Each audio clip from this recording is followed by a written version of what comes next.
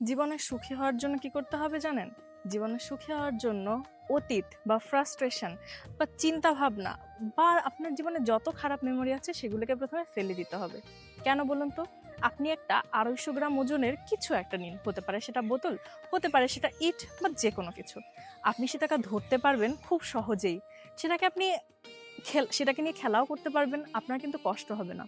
কিন্তু ওটাকে আপনি আধা ঘন্টা ধরে রাখুন, দেখবেন আপনার হাত ব্যথা হতে শুরু হয়েছে।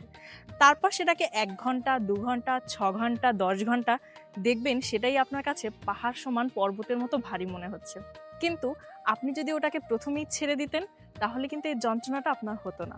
ঠিক তেমনি জীবনে যে কষ্ট বা যে দুঃখগুলো আপনাকে তাড়া করে বেড়াচ্ছে সেগুলোকে ১ম পর্যায়ে ছেড়ে দিন, ফেলে দিন। ও নিয়ে আর না চিন্তা রয়েছে না কিছু। যা হবে দেখা যাবে।